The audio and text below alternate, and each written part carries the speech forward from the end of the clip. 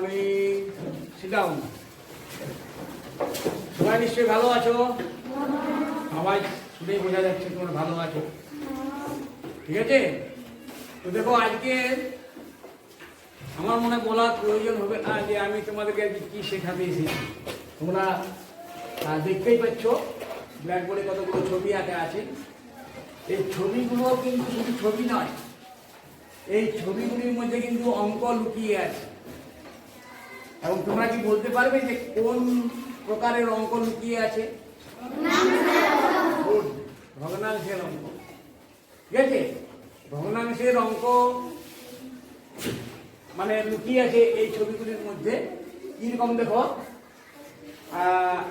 আমি ক্লাসটি শুরু করছি, তবে ক্লাসটি শুরু করার আগে তোমাদেরকে প্রতিবারের মতো অনেক অনেক ভালোবাসা, প্রীতি, শুভেচ্ছা, স্নেহ জানাচ্ছি। আর শুরু করছি আজকের এই ক্লাসটি, ঠিক আছে? তোমরা খুব ভালোভাবে মন দিয়ে পড়াশোনা করো, এই বলে শুরু করছি। তো দেখো, 1 নম্বর অঙ্কটিতে দেখো একটা ছবি আছে।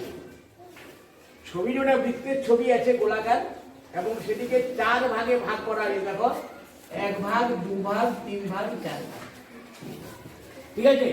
এখন সেই ছবিটির পাশে যে প্রশ্নটি লেখা আছে, সেটিতে বলা হয়েছে যে ছবিটিতে কত অংশে রং করা হয়েছে। এখন কত অংশে রং করা হয়েছে এটি ভালোভাবে বোঝার জন্য তোমাদেরকে কি করতে হবে না, সেই ছবিটিকে মোট সমান কয় ভাগে ভাগ করা হয়েছে ওটি আগে গুনে নাও। সমান কয় ভাগে ভাগ করা হয়েছে? 4 ভাগে। সেই 4টা কিন্তু নিচে হবে, হর হিসাবে 4 লিখবে। কি লিখবে? তাহলে মোট যত ভাগে ভাগ করা হয়েছে ছবিটিকে সেটি হবে হর। এবং বলা হয়েছে কত অংশে রং করা হয়েছে। 4 ভাগের মধ্যে কয় ভাগে রং করা হয়েছে? 1 ভাগে। তাহলে উপরে লব হিসাবে হবে 1। তাহলে তোমরা বলতে পারো যে ছবিটিতে 1/4 অংশে রং করা হয়েছে, ঠিক আছে?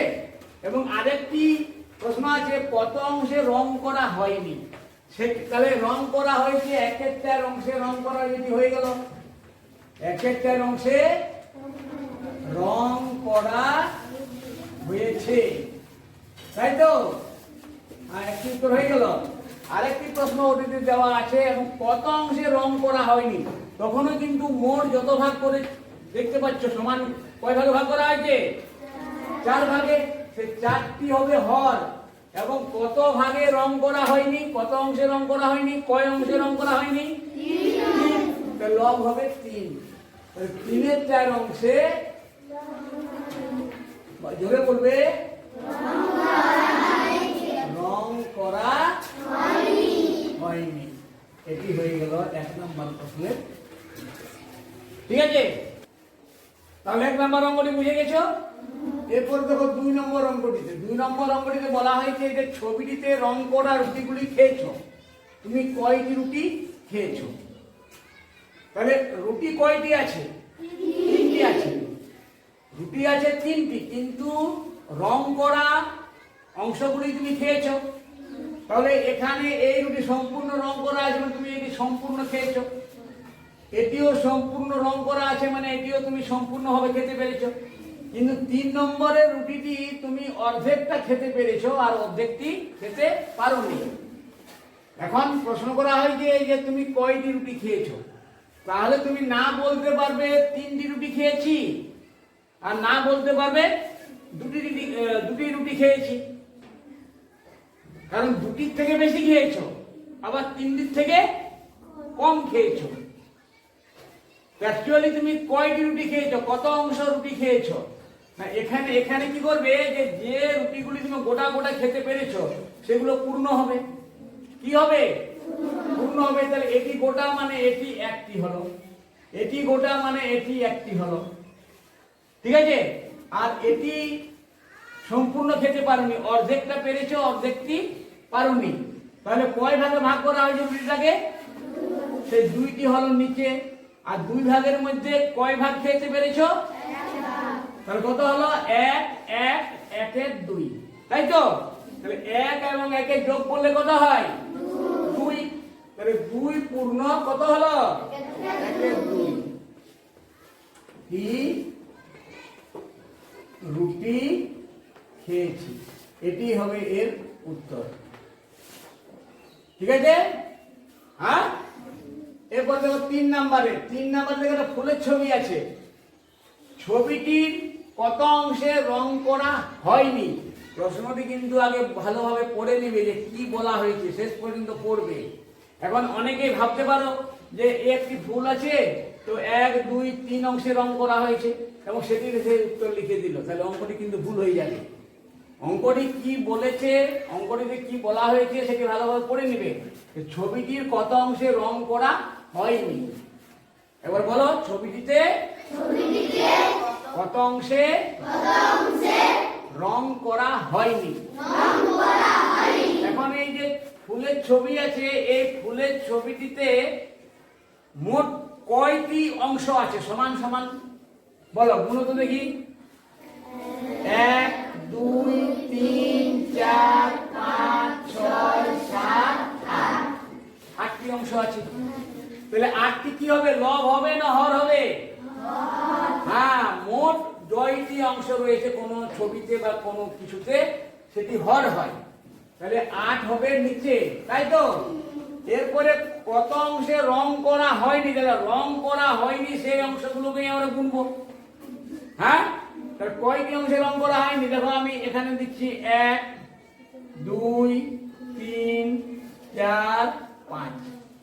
এই 5টি অংশে রং করা হয়নি, তাহলে লব কি হবে? 5।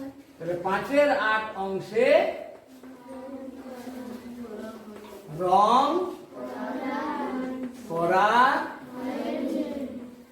দেখো ভুল বলছো।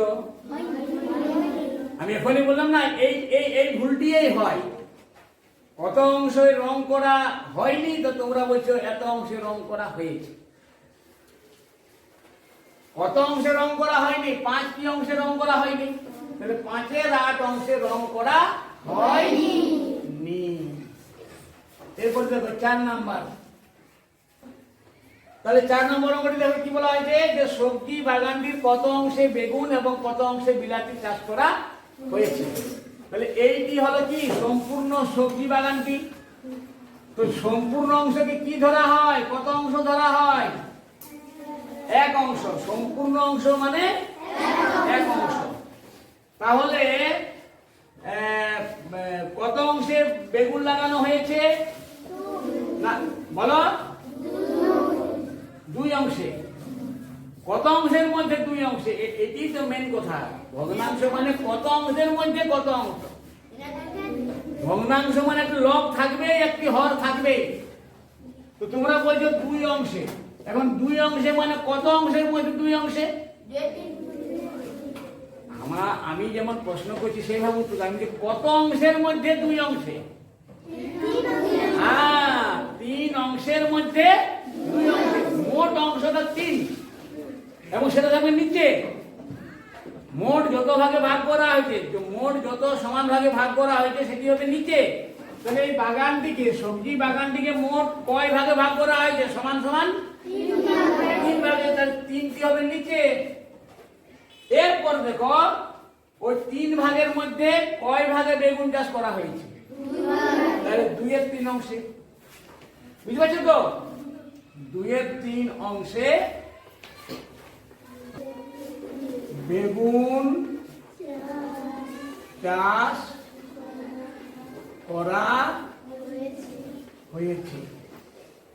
ঠিক আছে? আরেকটি প্রশ্ন আছে যে কত অংশে বিলাতি চাষ করা হয়েছে? তাহলে বিলাতি তখন কিন্তু ওই মোট কত অংশ সেটা লিখতেই হবে। তাহলে সবজি বাগানটিকে মোট কয় অংশে ভাগ করা হয়েছে? 3 হবে হর। তার মধ্যে বিলাতি কয় অংশে লাগানো হয়েছে? তাহলে 1-এর 3 অংশে বিলাতি চাষ করা হয়েছে। এখন যদি বলা হয় তোমাদেরকে, যদিও প্রশ্নটিতে নেই, দেওয়া নেই, ওই চাষি সবজি বাড়িটির কত অংশে চাষ করেছেন? বলো, কত অংশে চাষ করেছেন? তো সবজি বাড়িতে এই গোটা, এটি যে গোটা সবজি বাড়িটা, তাহলে এটা 1 অংশ।